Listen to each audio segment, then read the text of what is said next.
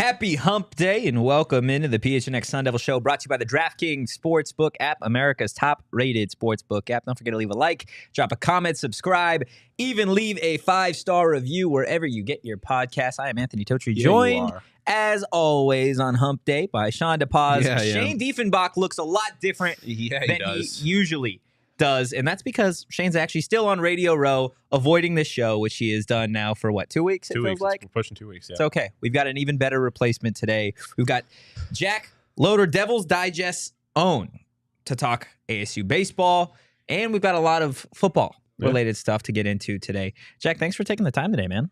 Yeah, guys, I'm stoked to be here. I've looked in on this studio virtually a number of times. It's like I said before the show, kind of commiserating some horrible ASU losses with you guys and just being there for each other. So to sit in this seat is pretty awesome. Yeah, we have definitely talked a lot about ASU's losses on this show because there's been plenty of them.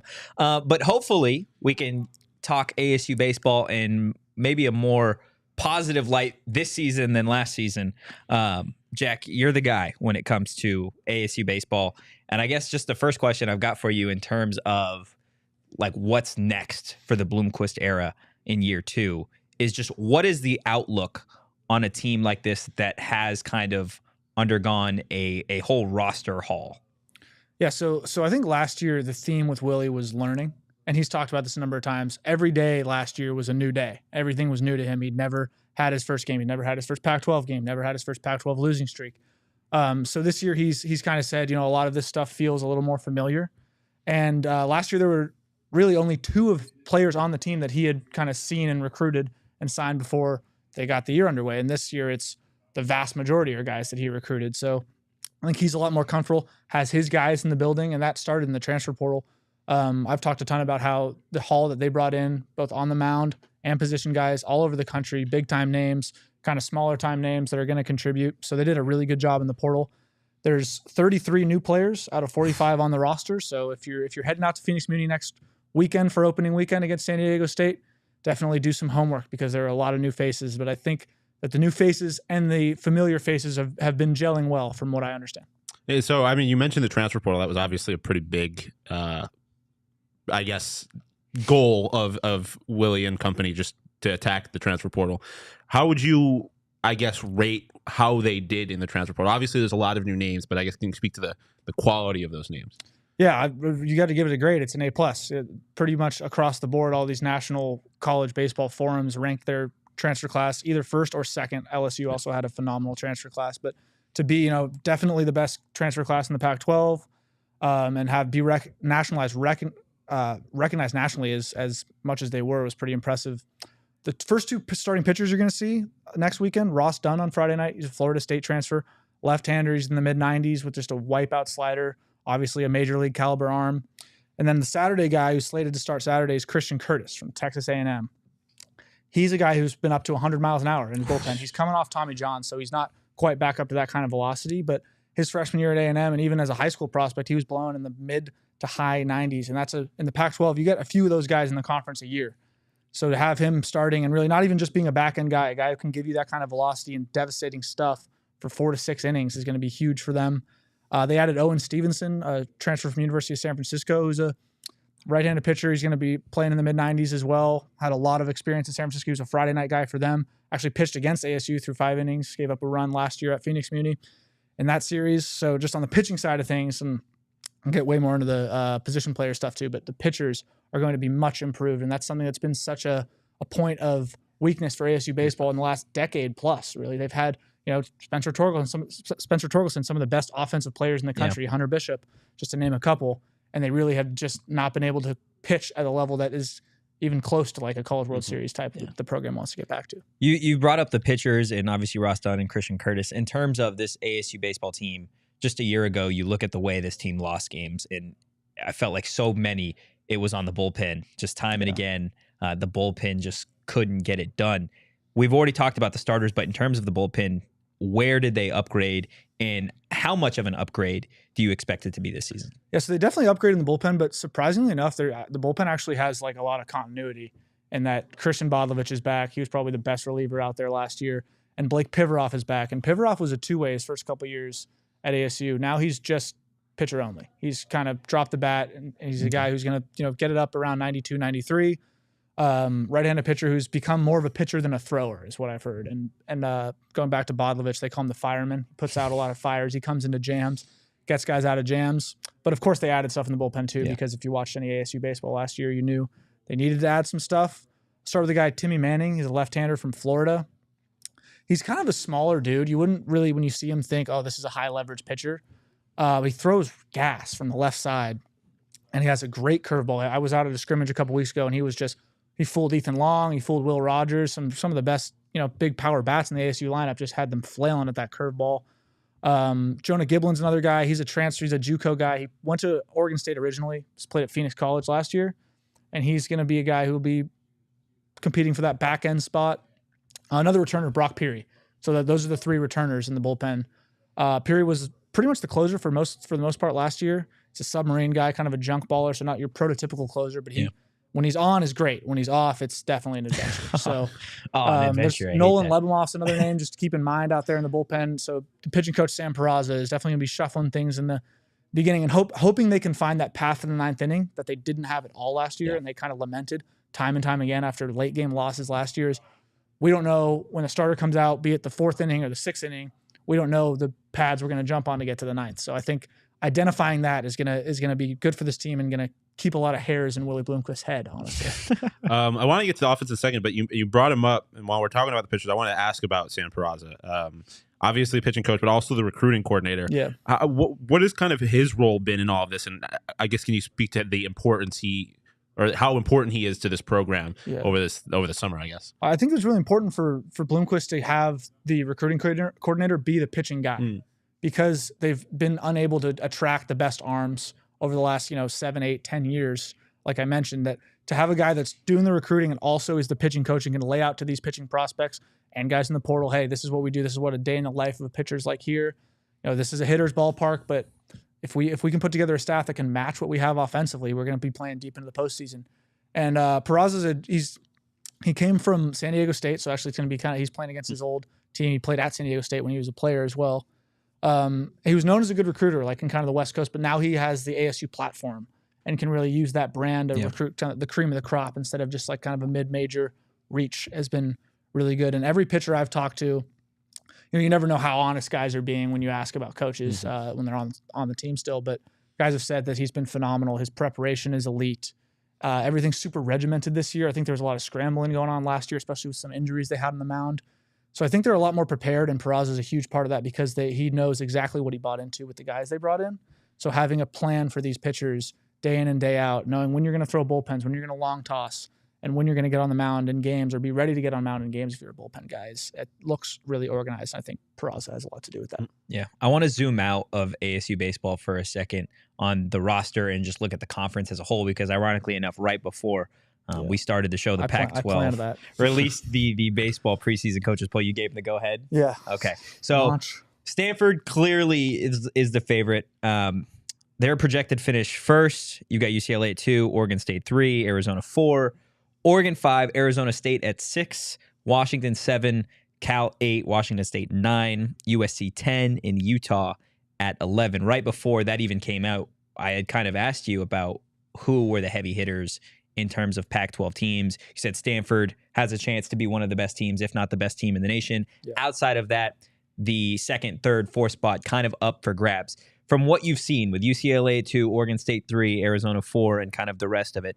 is that kind of where you expected these teams to be, specifically looking at ASU at middle of the pack here at 6? Yeah, so Stanford was a College World Series team last year. They were a College World Series team in 2021 as well, and they actually got better. Yeah. So Stanford's going to be, I'd be shocked if they didn't win the Pac-12 in the regular season, and then in the tournament, they're going to host their regional and super regional. So you kind of have to put Stanford off to the side. I think UCLA, Oregon State, and even Arizona kind of treaded water, but UCLA and Oregon State, you could make a strong argument that they regressed a little bit just based on off-season stuff. A lot of guys went to the draft. John Savage at UCLA, he's always had a just monopoly of recruiting. Anything south of Fresno and in California has been his kingdom in recruiting over the last 20 years. And that's kind of shifting now that he's going to be playing in the Big Ten and over the next few years. So that kind of losing that kingpin mentality down there, I think he may not be able to recruit quite as well. UCLA and Oregon State are both teams that play very kind of small ball, dominant pitching style, like almost the polar opposite of what ASU baseball has been the last 10 or so years.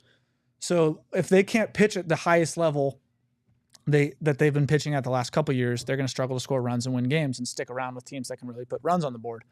ASU, I think 5th or 6th is fair. I think it's a little bit underrated. That I would have them slotted over Oregon. I don't think you can fairly say, even with the offseason ASU had, I don't think you can necessarily put them above Arizona just yet, just because Arizona's had their number the last year. And I can't identify a spot where Arizona really got worse. They're still going to be a really good team. Chip Hale runs a good program down there.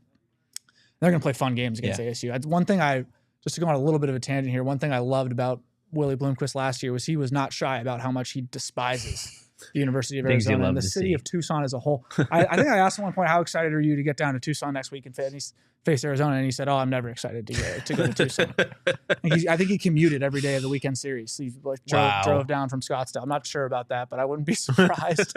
You got to hate a city. You spend the night. You got to take the 2 years. I'll have to ask him if that's the case. But this year they're coming up to Tempe, so he doesn't have to worry about it. He hates Arizona. He hates USC. So they're always passionate games, but I think the ASU at number 6 is fair. But if they finish 6, it'll be a bit of a disappointment. Yeah. So I want to talk a little, more about the offense. And I guess I have a feeling, and obviously a lot changed, specifically in the middle infield. There was some change, I believe, right? Yeah. Like, what should we expect, I guess, from defensively on offensive? What should we expect from the position players? The infield is a lot of shuffling going on right now. So the 2 big names that they brought in from the portal in the infield wise is Luke Keeschel from San Francisco. Him and Owen Stevenson both came from USF, so they kind of were a package deal there. And then a guy named Drake Vernado. He came from Arkansas. Never really played much at Arkansas. Wanted to get in the portal, go somewhere where he felt like he had more of a shot. As it looks right now, Keeschel will probably start. I don't know if Vernado is in line to get a starting job on opening day, and that's largely because 2 freshmen have really just tore it up in the fall and in the early spring practices here. That's Luke Hill and Nu Contradas. Nu Contradas is from Hawaii. He's really wowed with his power. I remember I watched a fall scrimmage in October where I saw him hit. He took a low breaking ball and put it out to left center field, like well out over where the numbers are retired. And it was like this is an 18-year-old just off his front foot and basically one arm just muscle the ball out of Phoenix Muni. So he's been raising ours. He's also a sweet defense at third base. Luke Hill is a great hitter, gap to gap. He's put on a lot of muscle, I've heard, since he's been on campus in August and really bought into the weightlifting program. So he's stronger now. He doesn't have like baby pop is kind of what it's referred to anymore. It's kind of like a man's pop. So he can leave the yard and he can play short. So I wouldn't be surprised you see Hill at short, Keeschel at second. But I don't know, I'd probably put my money on Keeschel starting at short, and then Jacob Tobias will play first base, as obviously he's a returner. And you'll see Ethan Long, whether he DHs, plays third, play some first base. That'll be kind of round out your infield. Ethan will be all over the place. Last question on ASU baseball before we move on, because we got a lot to get into today. I got so much more to say. I'm sure you do, man. I'm sure you do. It's all great stuff. Who are you looking forward to seeing most next week, and I guess really throughout the season? Give me one newcomer and then one returner. Okay, the newcomer, I'll split it with 2. It'll be Dunn and Curtis. I'll go kind of chalk here the starters, because the starting pitching is really what headlined that group, and like this is what ASU's been missing. Yeah. And the bullpen too. But like if those guys can come out and shove and dominate, maybe it doesn't happen the first weekend, but like if we see a few weeks in that Curtis and Dunn are for real, then as high as this team goes will be as high as they go. New guy or returners to watch. Ethan Long, obviously, after the spectacular freshman season, bit of a down sophomore year. He slumped, and then he also dealt with injury all year. Yeah. I'm really excited to see what he looks like, kind of with a newfound perspective as well. I think he's matured a lot off the field this year. And then Campos. Campos is a guy who's just such a ball player. I saw him a lot out in Cape Cod this summer too, and it was like he wouldn't try to do too much with the ball. He's like singles hitter. He can slap it through the 5-6 hole opposite way. He can also go yard to right. So he's a really complete hitter. And I'm excited to see what he does with more of a target on his back this year, because he had a lot of protection in that lineup last year. Not that he doesn't this year, but I think he's going to be circled by opposing pitching coaches a little more. Yeah. Real quick, what is success this year for ASU? Like what? That's obviously because especially for people who don't pay close attention to baseball, it's not as simple as football, just being bowl eligible or making what does success for ASU look like this year? Right. I'm glad you asked that, because last year I think the expectations were there's a huge range. Yeah. Like there's some fans who are like, well, we have this guy, we have Ethan Long coming back, and this is Willie's program. We should be, hosting a regional. And then there are some people like we should win 25 games. And ASU was finished in between that, but more on the downside of that. They hung around a little under 500, largely because of a really awful non-conference slate to start the year, which is where they lost a lot of ground and honestly never really made it up. I would say success this year, you have to have a winning record, absolutely have to the floor. You have to make the tournament. Yeah. So you got to be in that field of 64. I think if they don't make the field of 64, that will be a massive disappointment. Okay. The ceiling is hosting a regional. If everything goes right for this team, they could be a top 16 seed and host that regional. And I think that would be awesome for Phoenix Community because that yard has really yet to be like baptized on the national stage. And it holds 10,000 people. Like a postseason ASU baseball in June, that yard will be packed. It'll be really hot. And I think that'll be an advantage for ASU. If I had to put like a official prediction on this, I'd probably say they win 34 to 36 games. They go to Scottsdale, win a game or two in the Pac-12 tournament, and then they're a 2-3 seed in the regional in the South. Gotcha. Sounds like a success to me. Yeah, I'll take it. That would be successful, but they've got bigger eyes than that. So I think fans should taper expectations somewhere between failure and as big as this team's expectations are. I had so much fun covering postseason softball last year. Yeah. Like, I'd love to have both. Yeah, postseason softball was a lot of fun. College baseball and softball, criminally undercovered. Yes. And the postseason is awesome the way it shakes out. It's like a double elim in the regionals and then it's a 2 out of 3 in the supers. So. And I mean, softball is amazing, but it's a smaller stadium. There's only so many people that could be there. I would love to see Muni packed. Yeah. Yep. It's definitely going to be an exciting season, both for ASU softball and ASU baseball. You brought up earlier about hopefully there's a bunch of these transfers, specifically on the mound, that is going to keep Willie from having to pull his hair out. I imagine OGs would probably do the same for Willie. Hopefully guys, if you haven't tried OGs, check them out. I know for me, I'm not giant on melatonin, and we've talked about this in terms of like sleeping, but OGs, you take it, make sure you got yourself a snack, give it an hour, and you are sleeping comfortable. Not to mention, guys, it's official. Strawberries and Cream is hitting the shelves soon. As always, you can find them at your local dispo. You do got to be 21 or older to enjoy. We talked about it being hot at Phoenix Muni in the summer. I mean, it's going to be hot. You can also be hot and cool at the same time. Called me a sex symbol the other day on this show. Because you were wearing Bad Birdie. There you go. And wearing Bad Birdie makes you a sex symbol. Check them out. Use promo code PHNX_sports15 for 15% off your next order at badbirdiegolf.com. It's genuinely the best golf apparel on the planet, but it's more than golf apparel. It's not even like golf apparel. It's quote unquote golf apparel, but it's just better for just being outside and not being hot as hell. Because it is super breathable, super stretchy, just super comfortable. Like I said, best golf apparel on the planet. So check them out. Badbirdiegolf.com. Bad Birdie. Get it on you. Get it on you.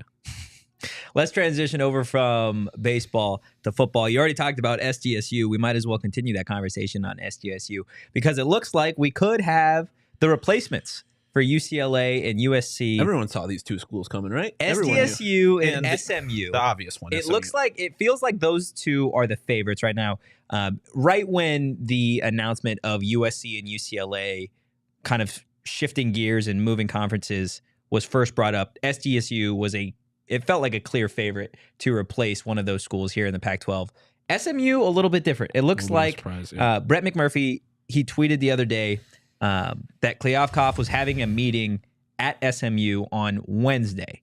Now, if you're unfamiliar with SMU football, which I wouldn't blame you, this is a team that finished 4th in the AAC last season. They were 7-6. SDSU also, they finished 2nd in the Mountain West last year at 7-6. I'm just curious from your guys' perspective how you feel about these two as potential replacements, considering the noise you're losing with the LA schools and what you're gaining in return as SDSU and SMU. Like, I know you can't really like replace the LA schools, but I feel like you could do better than these two. Definitely felt like you could have done better than SMU. That one surprised me a little bit. SDSU, I just feel like it makes a lot of sense for a lot of reasons, and I would say that in a lot of the sports they perform to a Power 5 level. Obviously, they've had their moments in basketball and football. I mean, we saw them last year in softball. Yeah, we did. So that one I don't really. It just makes a lot of sense for a lot of reasons. SMU surprised me. I understand the allure of like the Dallas market and being in Texas, but like I'm born in North Texas. I'm familiar with the place. Like it's not SMU is not like a No, you're not seeing a whole lot of people walk around wearing royal blue and red. I'll say that. Like there's a lot of TCU there, and honestly, like unless you went to SMU and you live in Texas, you probably care about the University of Texas. So I'm not sure it just doesn't really move the needle for me. And also, if you know anything about SMU football, which is where I thought you were going with it earlier, they have one of the biggest scandals in college sports history. So they were one of the ones that. I think they got the death penalty, damn near the death penalty a while ago. So it's a long time ago. Yeah, it was a while ago. A different program, but still. SDSU I like a lot, especially for basketball. But I can get on board. I can get on board with SDSU. SMU, I love their jerseys. It just feels lackluster. Yeah, I feel like there's limited schools that you can find that have the firepower in football and basketball. Yes. I think SDSU is kind of one of those. I mean, they've been good in football. They have that new football stadium that's like kind of like a mini stadium. It's like a 40,000 seat stadium that fits. I'd rather have that and be it full than have like them playing at wherever the Chargers used to play in it being like a third. Just had the throw that I mean, Qualcomm, it's a nice place, the but like Q. they don't fill it up for Aztecs games, right? Yeah. So maybe but SDSU has both. Like I said, I don't know a ton about SMU besides that. It's in Dallas. They've been good at football, and they have that history. Everyone's watched that 30 for 30. Yeah. Travel wouldn't be terrible. Like geographically, it makes some sense. Not like kind of equidistant to like the northern schools for ASU, I guess. Yeah, that's another big thing too that we talked about largely when this whole conference realignment thing was first brought up was the issues with USC and UCLA. And you look at recruits, you look at coaches, you look at families, whatever. Like the distance that these schools now have to travel to go play some of these games. SDSU, SMU, relatively close to just about everybody in the Pac-12 already. So that from like a geographical sense makes sense. Jason brings up an interesting point in the chat though. You obviously don't replace USC and UCLA with these schools. He'd rather stay Pac-10 or move to the Big 12, which we've already on previous shows discussed. If you're going to pull schools, you'd rather pull from the Big 12 than pull from the Mountain West or wherever else, or just join forces with them as a whole. I'm interested, would you rather add SMU and SDSU or stay as the Pac-10 as is, leave the LA schools? Now, I know from a financial perspective, the conference can't really afford that, but let's say they could. Would you rather just stay the Pac-10?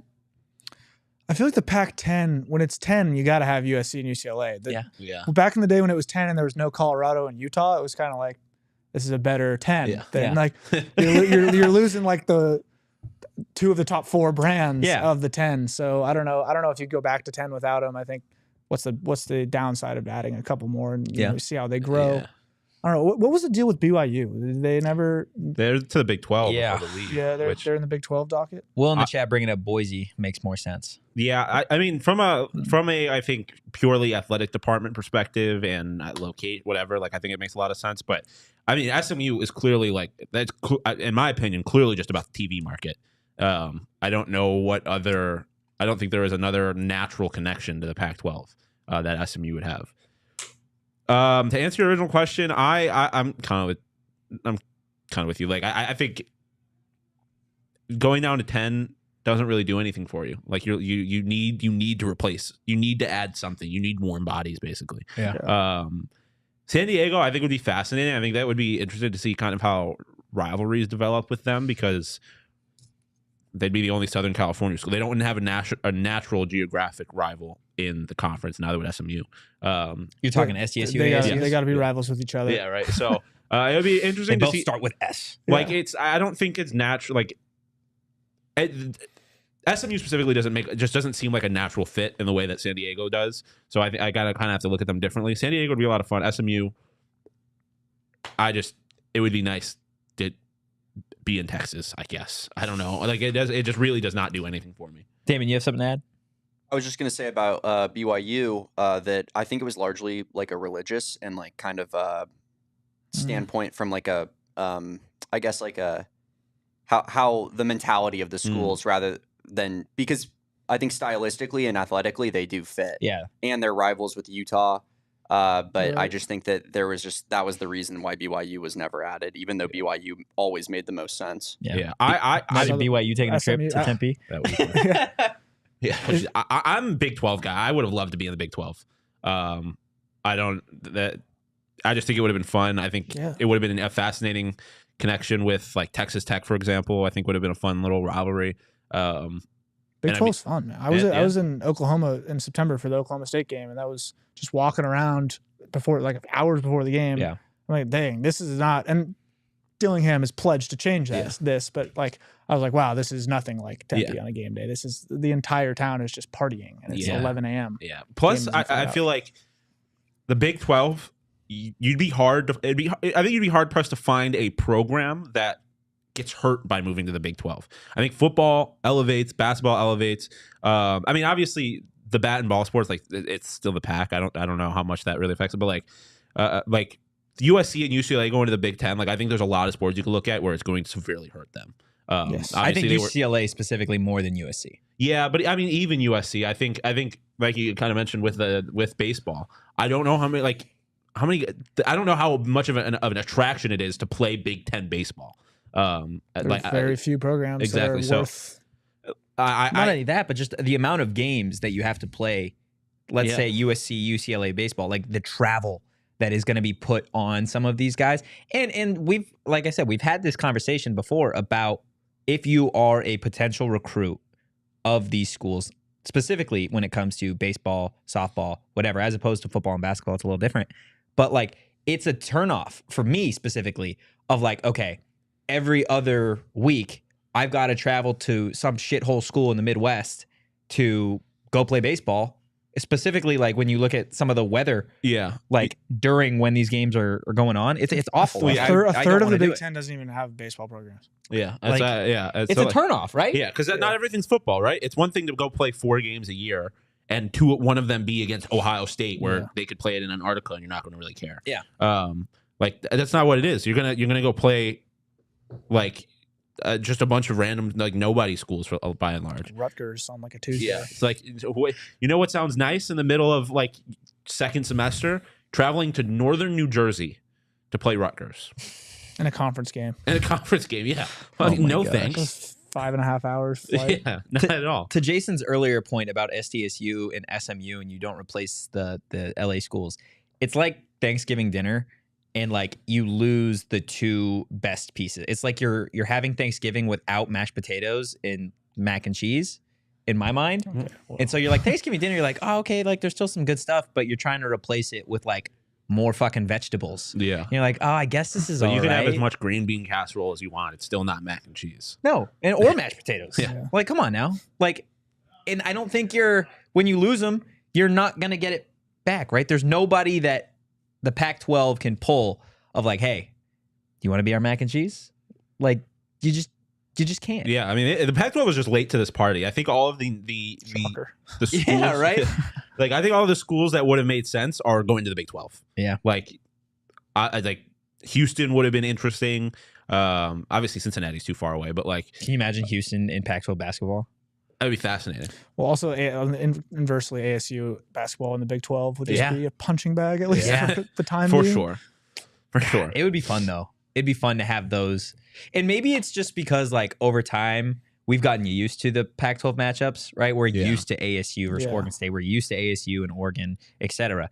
But like you bring up ASU basketball, how they would be in theory a punching bag for some of those Big 12 schools. It would just be fun to get those new conference matchups. Yeah.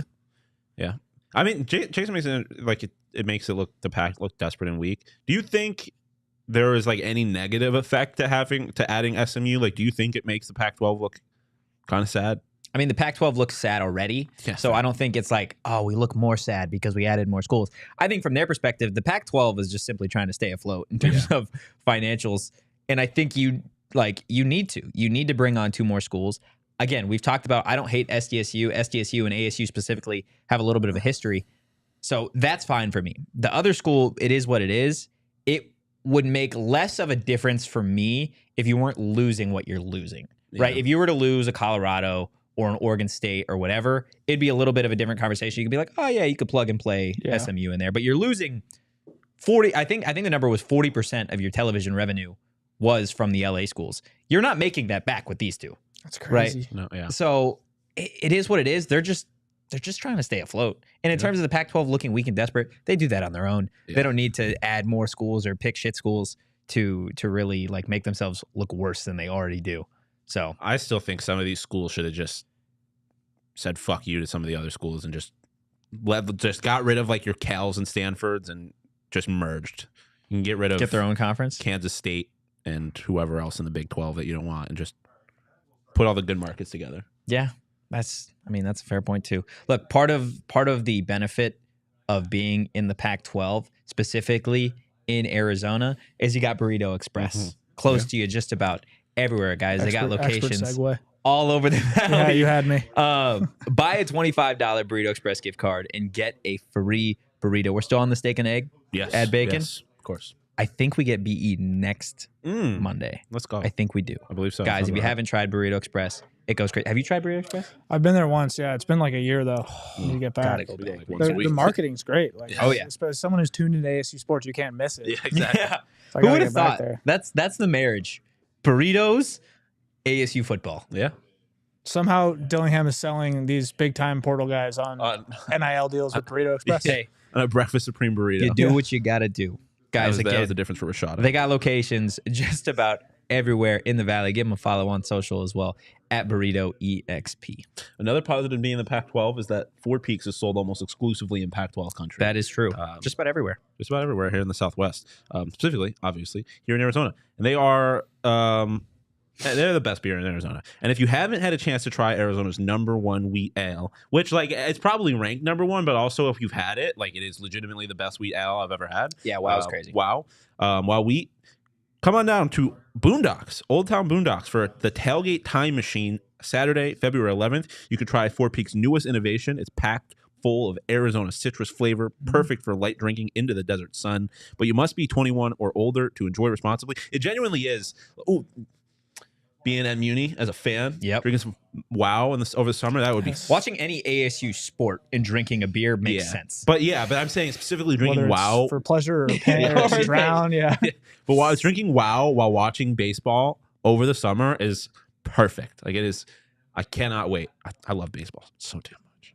I just can't wait for the D-backs games to be back and drink Wow at Chase Field. You do got to be 21 or older to enjoy responsibly, guys. I need to. I don't know who we need to talk to at Four Peaks, but if they're doing something at Old Town Boondocks on Saturday, to find a way to get in there. Because with the Super Bowl in town, with the Super Bowl in town, there is going to be some people there. Yeah, you need connects. Yeah, Why did Max have us do a podcast live Saturday from Boondocks? Why did he? Yeah, why didn't he? I don't know. We should ask. Come on, Max. Come on, Max. Be better. Be A better. lot of Max. foot traffic going on in Old Right? Town right now. Right? A We're going to have solid, Drake like- on. We'll have Riri on. We'll have all of them on. On the show. On the show. Yeah. Oh, yeah, 100%. We are getting rid of our intro music, and Drake and Riri are just going to do their own intro for us live. So, again, Saturday, be at Boondocks, or just be lame and stay at home. That's totally up to you guys. Want to talk about the 2023 NFL Combine invites, and actually the lack thereof. Yeah, lack thereof. Only one ASU football player received an invite, Nesta Jade Silvera. Congratulations to Nesta. However, there are two players who, I don't know if you guys agree with me, should have deserved or should have received invites.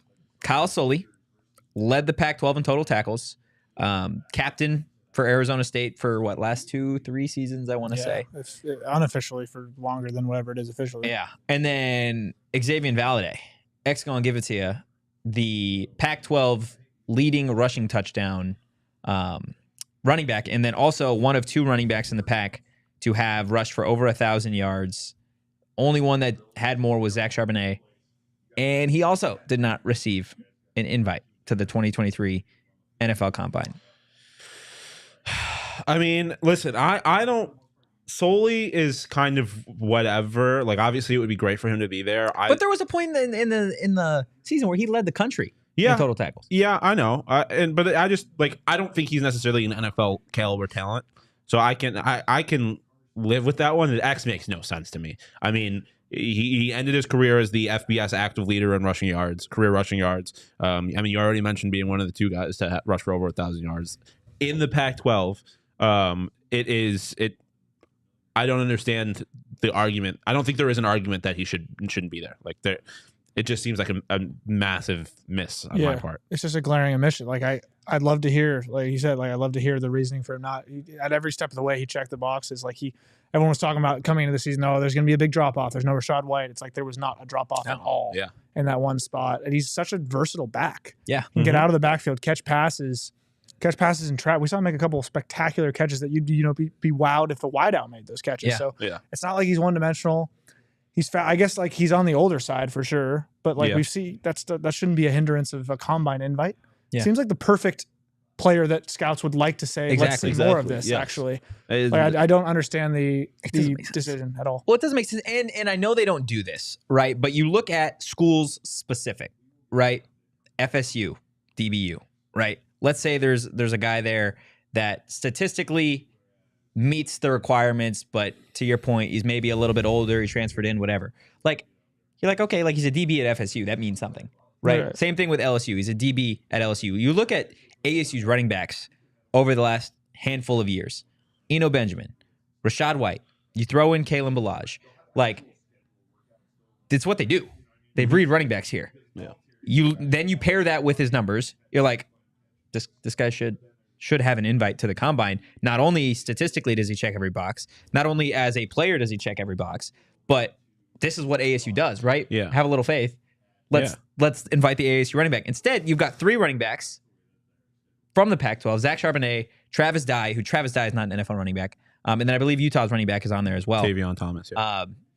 And Charbonnet is the only one to rush for over 1,000 yards on that list. No, I mean, I don't even get, like, there's other guys outside of those, the 3 guys that you just, like, there's guys who I'm looking specifically at Roderick Thompson, running back from Texas Tech, who got invited. He rushed for 684 yards last year.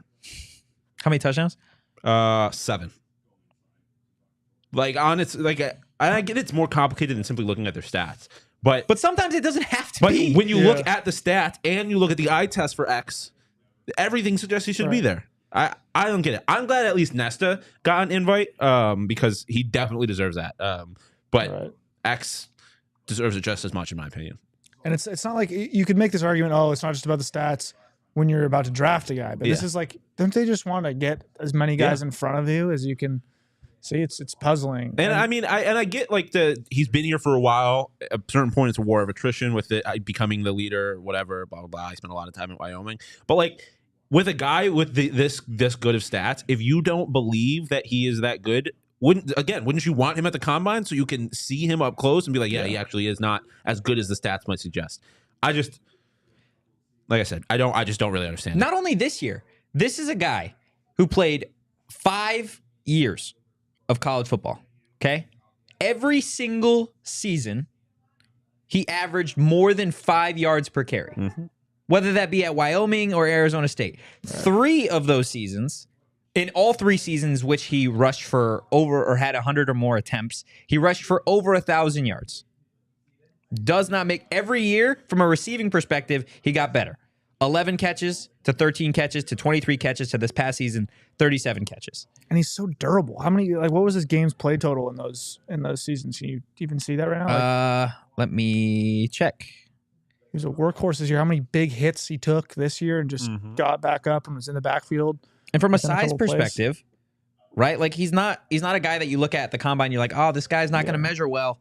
Like he's 6 foot, 200 pounds. Yeah. And you get into like the really nitty gritty about how scouts kind of like don't like the way his legs are built. You guys hear that at all during the season? He's kind of bow-legged. So it's like, oh, that lends itself to being injury prone or not being able to cut at a high enough level. But at a certain point, you got to look up from the stat sheet in these programs, just watch a guy run the football. Yeah. And I think the eye test should hold a little more weight than it does in a lot of people's minds these days. Yeah, so he played every single game last year, obviously, for ASU. Played every game at Wyoming in 2021. In 2020, it was obviously a shortened season. He played 5 games. In those 5 games, had almost 100 totes for 550 yards and 4 touchdowns. That's phenomenal for 5 straight games. Yeah. In those 5 games, 22 attempts, 32 attempts, 28 attempts, and then 6 and 11. So you talk about his durability. This guy is getting the ball, or was at Wyoming time and time again. From what I could see, he played every single game in 2019, with some games him rushing or carrying the ball over 30 times. There was a period from October 19th to November 9th. He carried the ball 33 times for 127 yards, then 26 times for 206 yards, and then 37 times for 124 yards. And if you want to keep going throughout the rest of the season, the next game, 25 times for 114 yards, then 27 times for 154 yards. He's the definition of a workhorse running back. Yeah. Like, what? Yeah. It just doesn't make any sense to me. I would understand if you don't want to draft him. Like, but you give him an opportunity. But to at least get a look at him Right. in a setting like the combine. I hope they fix that. I hope he gets an invite. And then even if he doesn't, I hope he somehow, I don't know what the percentage of guys who get drafted late who weren't even at the combine is, but like maybe someone will take a flyer on him. He's got late round steal written all over him now. He's got New England Patriots written all over him. Yeah. A guy that's not invited to the combine. I'm sure like X is going to have a phenomenal workout. Right. And Kyle. Niners maybe. Didn't we talk about this? I think we did. We talked about a fit for him would be the Niners. If X ends up on the I'd love Patriots, that. you can almost guarantee that he's going to have one game at some point this year where he's the best running back, like fantasy running back in the league. Yeah, he'll go for like 175 rush yards and 3 touchdowns. And everybody be like, who's? You're like, oh, an Arizona State guy. Xazavian Valladay? Who the fuck is this? Valladay? Well, you would know if he got the respect he deserved.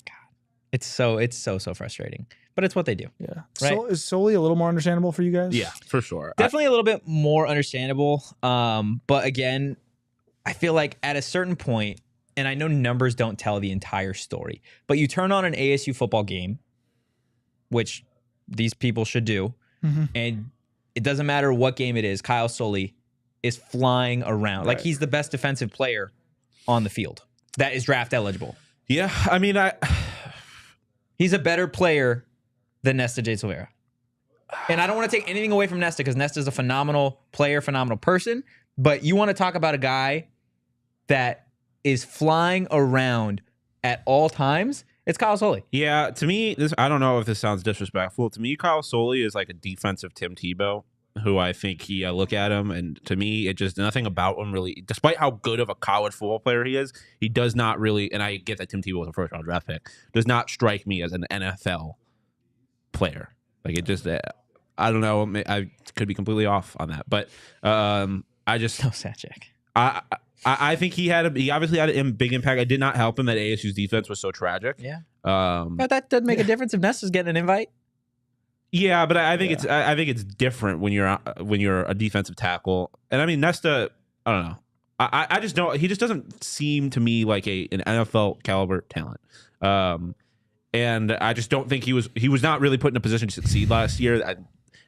The defense wasn't aggressive. I don't think you got to see him do enough things, different things, to really believe that he would be an NFL level talent. So I'm not losing sleep over him not getting an invite like I am with X. But you're losing sleep over X? Yes. Well, I think we can all agree. Nesta, dog. Kyle Soelle, dog. Xazavian Valladay, Dog. While we're talking about dogs, you know where I'm going? Underdog Fantasy. Underdog Fantasy, guys. It's easy to get started. Go to underdogfantasy.com or download the app. Jack knows. Sign up with promo code PHNX and Underdog is going to match your first deposit up to 100 bones. We've already talked. Their pick'em system is the place to go. And it's kind of like last night, right? Missed on the hire for Anthony Edwards because, my God, the Timberwolves are a poverty franchise. I would never bet on the And Timberwolves. they pulled their starters. They pulled their starters with, I want to say, 7-8 minutes left in the third quarter. Ant had 19. What was the score? They were down by like 30. They were getting killed. Like Jokic had a triple-double at halftime.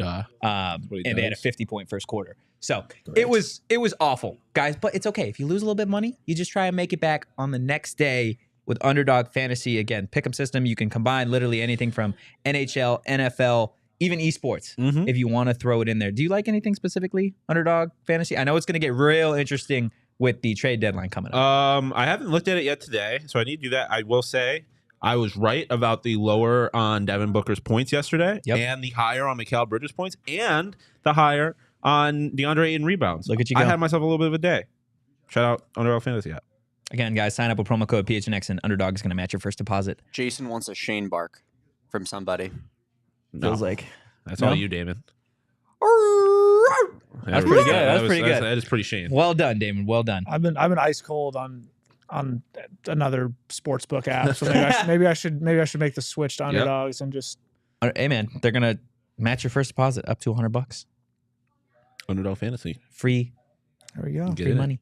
Free money. That's how they get you. And you can spend some of that money on some spaghetti. Spaghetti. Not just any spaghetti. Spaghetti Shack. We talk a lot about activating the Valley, and some of y'all like to, get on Twitter and be like, #activate the Valley, but y'all not really trying to get activated. Y'all are not really trying to activate the Valley. Best way to activate the Valley is by supporting ASU alumni-owned businesses. Yes, sir. And Spaghetti Shack is one of them. They got a menu with their spaghetti, meatballs, garlic, but on Tuesday they do spaghetti tacos. Yeah. Shout out iCarly.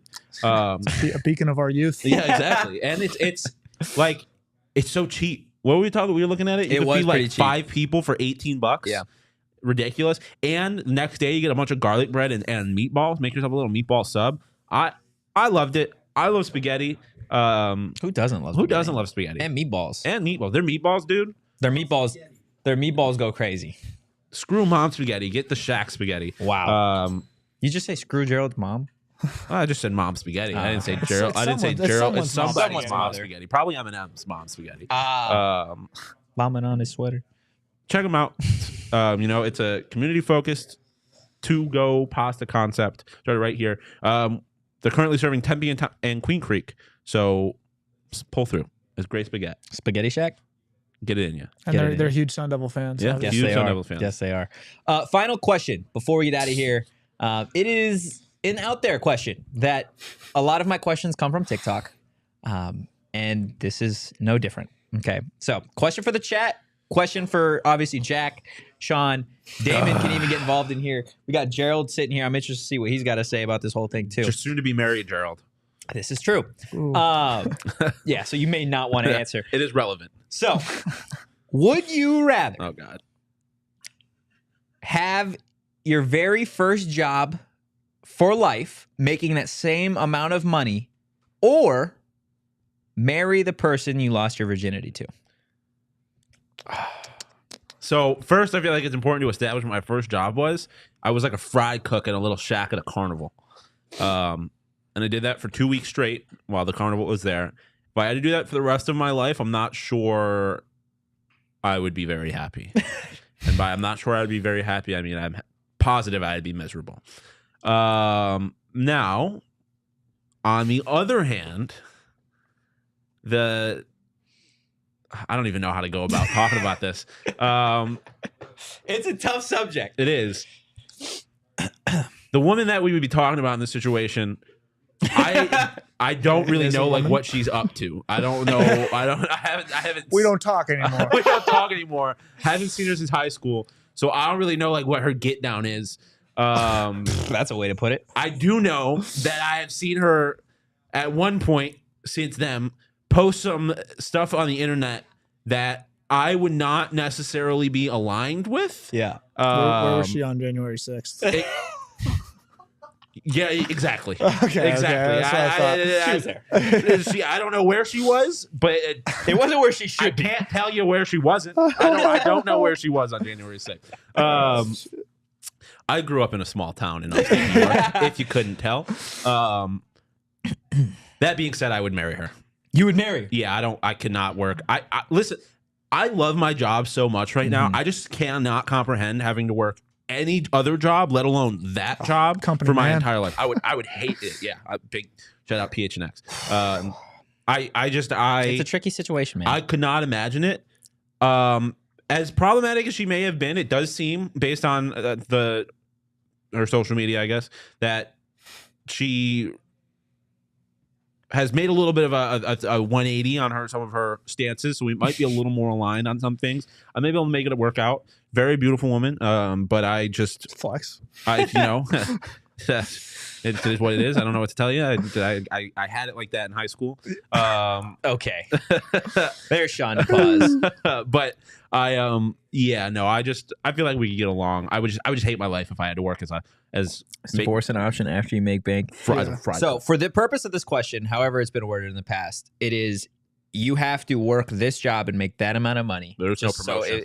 There is no just making the money and not doing that job. Jason, no, divorce is not an option. Divorce is never an option. Jason. Just saying. Oh wait, someone needs to tell my parents. And for the fourth straight week, we've talked about Shawn's parents' divorce. On a show that we have talked about the divorce on a number of occasions, you can't come up here and be like, divorce you're is an option. You're right. I totally forgot. I'm going to be honest with you. I totally forgot about your parents' divorce. Shout out Shawn's dad, wherever he's at. Before I make Jack answer Ask Gerald, he knows. Before well, he knows where he was. Before I have Jack answer this question, Damon, where are you at on this whole thing? I think it's all relative to what the job is and who the girl is. And I think I'm definitely going with the girl just because I cannot work for Arizona football as a video manager, student video manager, making $12 for the rest of my life. See terrible football all the time. Yeah, exactly. There we go, Jack. I also want to say I spend so much time here working.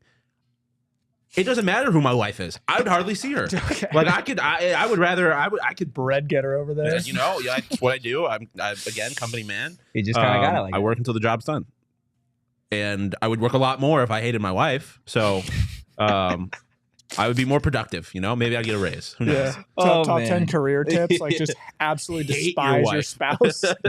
you won't ever. You want to work harder. grind? Get married to somebody that you hate. Yeah. What about you, Jack? Where are you at here? I know this is exactly when I asked you to come on. This is exactly the hard-hitting stuff you thought you were talking about. No, this is great. This is a good soft landing. So my first job was I worked at a froyo shop in my hometown. Okay. I worked it was fun. I'm not gonna lie to you guys. Okay. Obviously I made $9 or $10 an Probably hour. wasn't great. Finances would be things would be a little. You can get a thin. second job if you like. No, that's true. That's another caveat that we haven't discussed. I worked for just a guy who hired only kids from our high school. It was fun. You go work there, worked like 12 hours a week, stuff like that.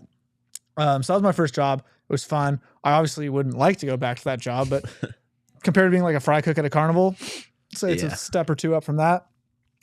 I also don't know what she's up to. It's been a minute since I checked in. That's the hardest part of this question. Is depending on how far removed you are from that incident, I guess. There's a good chance you just have gone on a very different Life path. Yeah, there's very good chance. Yeah, I'd have to shoot a text. Should I text? It's not even like it's an ex either. It's someone I yeah. really have no idea. I have no idea. So what are you going with here? What's your answer? My answer is the job. You're working at Froyo I'm working forever. at Froyo forever. Okay, that's totally fair. And I imagine that. the free samples. Hey, Froyo goes crazy. It's a damn shame we don't have a Roman Reed today. And then I can marry the girl of my dreams if I work at the Froyo shop.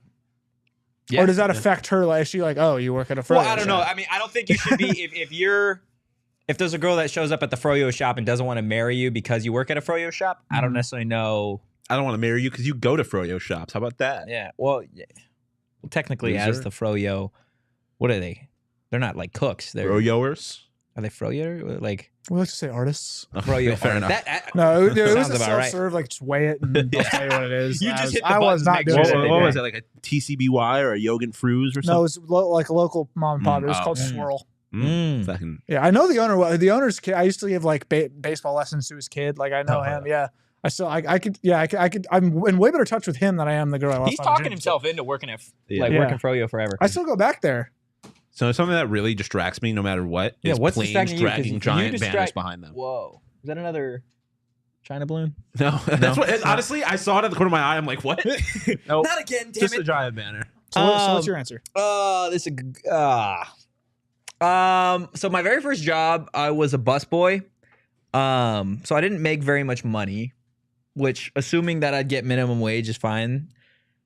There was a time where I would have answered this question and said yes, I would have married that person.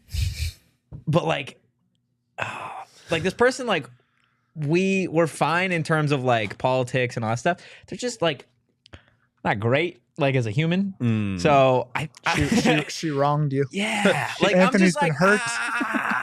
Just what do I do? Am I a busboy forever, or marry somebody that's just it feels Lindsay like it would be is tough. passively aggressively just whispered, just pick one because they have a show in 2 minutes. Oh well, So- now I kind of want to go for another 5, Lindsay. How about that? You know what? Let's unpack this. Yeah, I had more baseball questions, actually. You want to talk about your parents' divorce again? Yeah, why not? I'm gonna go with I'm gonna be a busboy for life. I couldn't marry that person forever. So yeah, That'll have to do, though, because Suns does have a show here in a couple minutes.